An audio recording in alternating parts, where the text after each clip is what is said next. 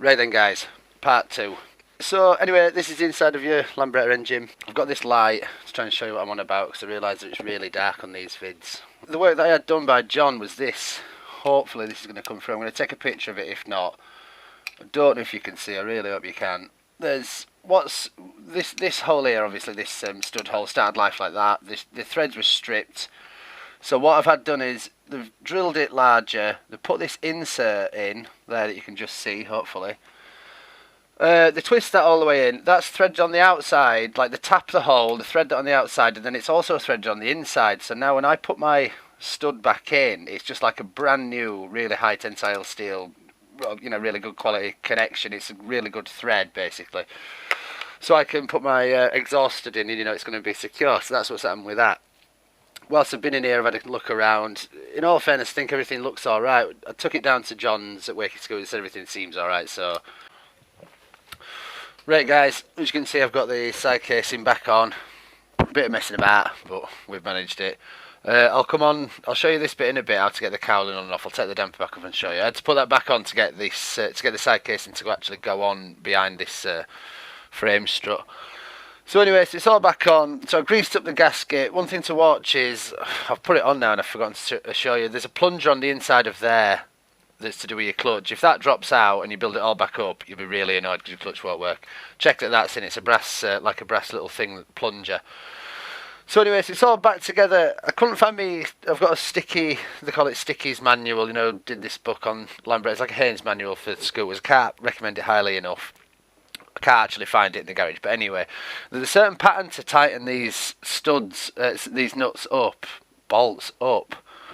All I really know is that when you're doing something like this, you need to make sure they cross over to the front and then cross to the back. I can't remember the exact order. If you've got that book, it tells you the exact thing. It's got like a little thing saying 1, 2, 3, whatever. As long as you get that right, generally, I think you're going to be all right.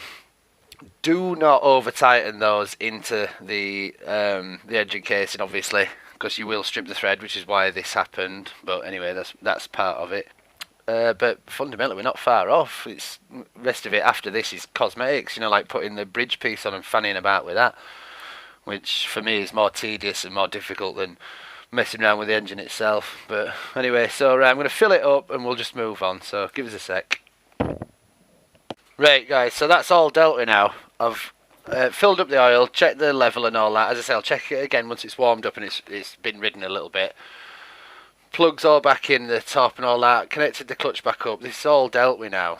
What we're going to show you, just a really quick one, is because I've taken the damper off, look, it gives you an extra little bit of clearance. If you don't do this, you've got no chance at all of getting stuff like this on and off.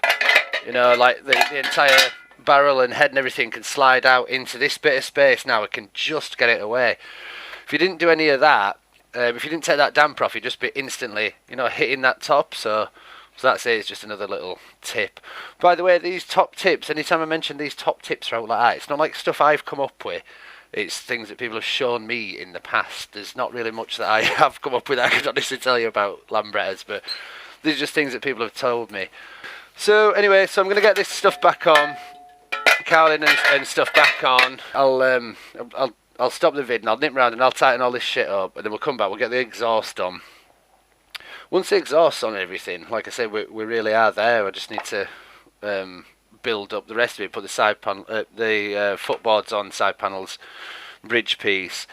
To be quite honest, I can't really remember where the rubber buffers are for the bridge piece at the minute, but they're bound to be in here somewhere, but look at that lot. So anyway, so that's what we're going to do next. So get the exhaust on and we're pretty much there, boys. Pretty much there. Right then, guys. That's it. Done. As you can see, we've got the footboards on both sides. Panels actually on the other side. The other side panels over there. I've given it all a bit of a clean. Got rid of some of the shit from on here. It was just like thick with black, you know, just like greasy muck, which you could still do with a little bit more, but that's it basically. It's sorted. So all that I'll have to do now is just ride around on it as soon as I can, as soon as we're allowed back out and what have you.